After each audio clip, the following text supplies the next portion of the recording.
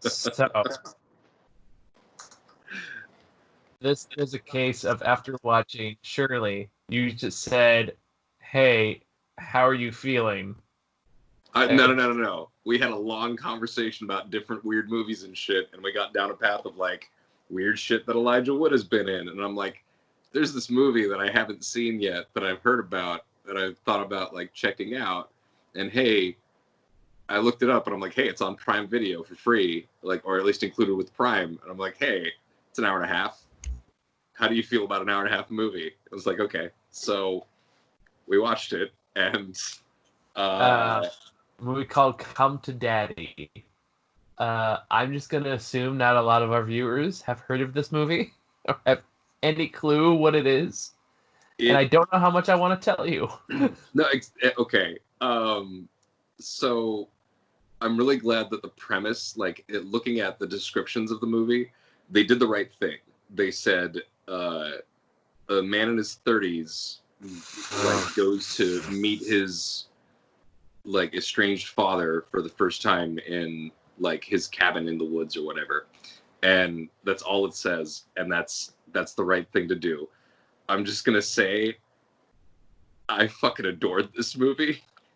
I had a good time front to back. It was great.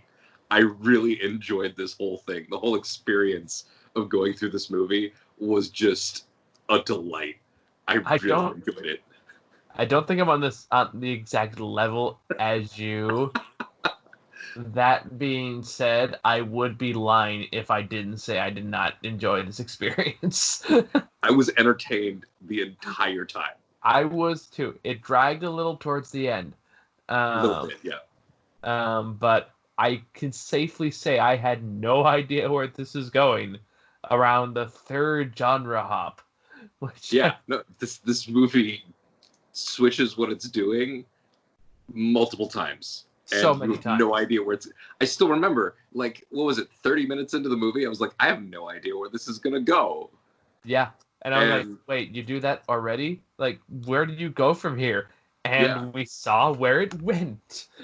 And it was honestly, I really am impressed by the writing on this movie, because not only is the way the plot is arranged very, very clever, but the humor throughout the movie, just like the weird dialogue choices throughout the movie, are really great. I was laughing, like, I had some really great laughs through. We both movie. Did.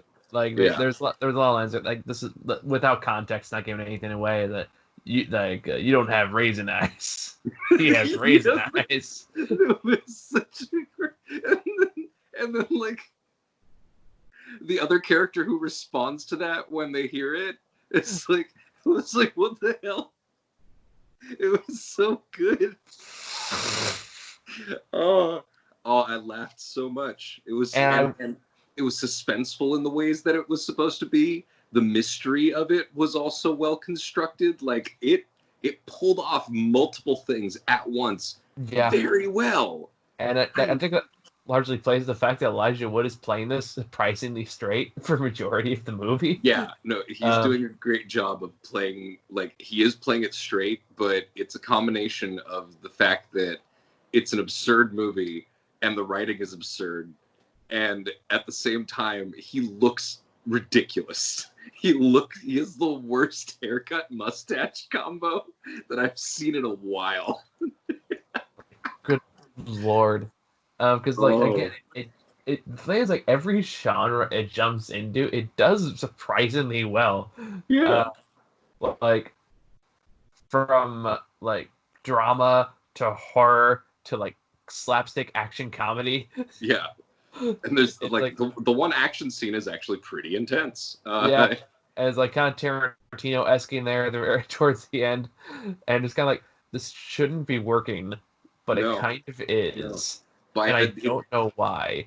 Yeah, if we tried to describe this movie, you'd hear it and just be like, that sounds bonkers. Like, it sounds ridiculous. I wouldn't try that out. And you're right. Yeah, it is bonkers, but it just sounds like something that would not work. Like, why would someone even try to see this movie because if it's trying to do all these things at once, like there's no way it could pull it. It pulls it off. Yeah, It pulls it off. I love a movie that is this unusual and this creative and manages to do multiple things this well. Like, I have nothing but respect for this movie. That was great. yeah. Do we want to do a spoiler corner for this? Like a No. spoiler section for this movie? No. No, All right. no, I don't think so. Because wow. It's not like, it's not like a fine art kind of movie. This isn't like, this isn't some high level movie like Invisible Man or Portrait of a Lady on Fire or anything like that. Like, this is just a really great, weird pulp movie. This But feels it's like made with we find, surprisingly like, good a production $5 values. What was that? The production values are surprisingly solid. Oh yeah, like the like, cinematography and the set locations are gorgeous. Like that cabin they end up going to alone is like, goddamn, I would easily want to retire there. That is gorgeous. Yeah.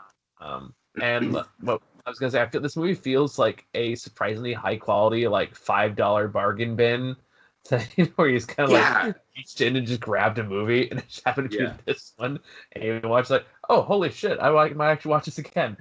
Yeah, no, that was good. That was really good. Like, it's one of the things, I may want to buy a physical copy of this because it's something I actually want in my library. It's something I want to show people when I'm like, you want to see something unlike anything you've ever seen before that kind of pushes the edge a little bit, this but feels at the like same time, like, keeps you guessing.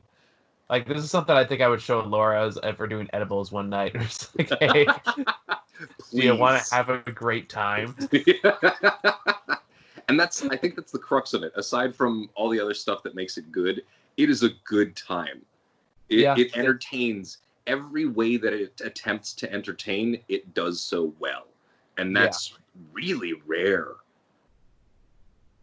You know what it weirdly reminds me of in terms of just the entertainment and the tone is when we saw First Love last year.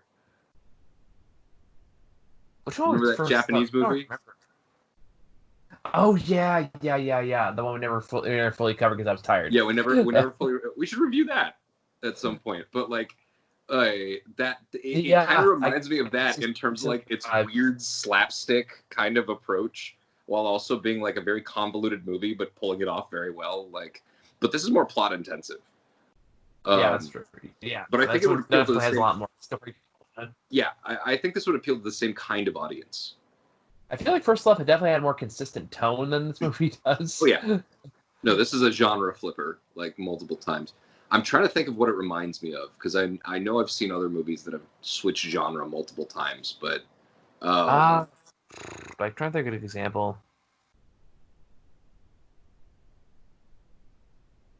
Nothing's coming to mind right off the top of my head. Nothing's coming to mind, but yeah, no, this is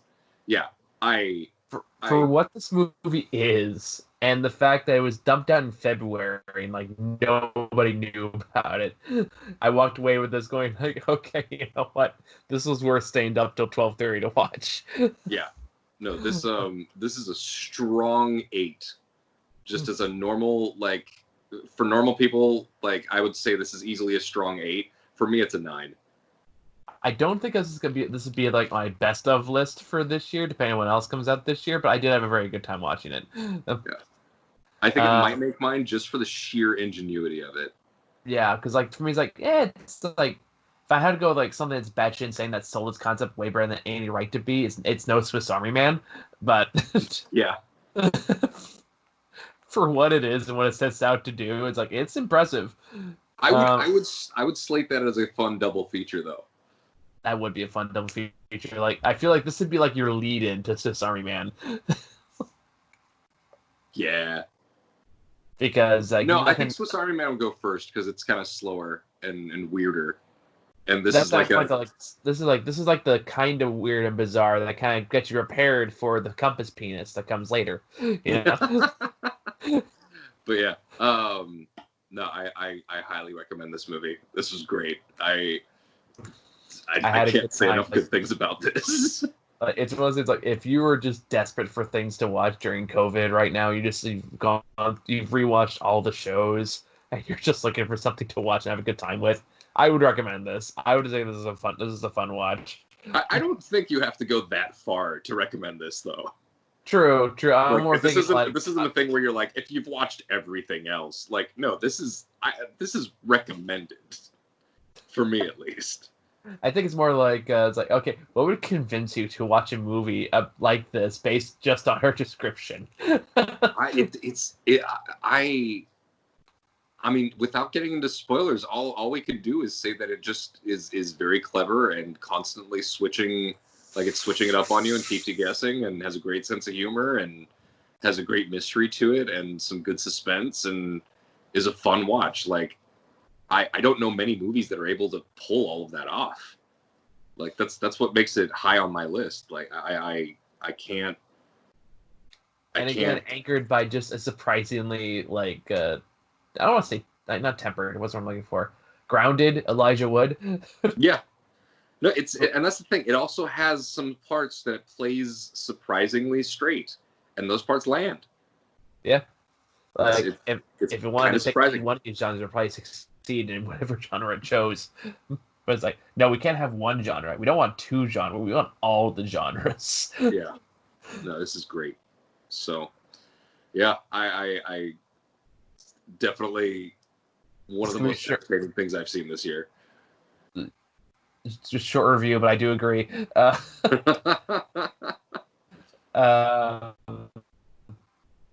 I'm gonna remember this one. You know, be a great triple feature. You start with this one, you go into Horse Girl, and then you end with Swiss Army Man. Oh Jesus! I gotta think about that. But yeah. Anyway. Yeah. That's that here. Yeah. I'm fucking buying this. Well, now I know this movie exists, and now you do too. I don't know. Hang on. No. Double feature of this and Guns Akimbo kind of makes sense. Okay, yeah, that's better. It does have that same wacky sense of humor, like that. Like, what the fuck? Guns Akimbo is definitely trying to be more edgelord. Yes, but at the same time, it fits. All right. Are we good? Yeah, I really want Elijah Wood and Daniel Radcliffe to do a movie together now knowing their weird. I want Elijah Wood, Daniel Radcliffe, and Robert Pattinson to just get together into a really bizarre, fucking like surreal comedy movie. Like it's like the crossover we've always wanted from like the most popular franchise films. Oh my god. Oh Lord. Okay, yeah, I think it's all we got. It's like it's pretty late. But I'm glad we stayed up to watch this. I'm really glad. I am too. This was worth it. So if anything we said something you'd want to watch, go check out Come to Daddy on Amazon Prime. It is free if you have Amazon Prime. So yeah. Bye. Also, I'm gonna buy it right now, so I say it's worth paying for if you don't have Amazon Prime. So, what do you all say? right. All right. See you guys next time. Bye.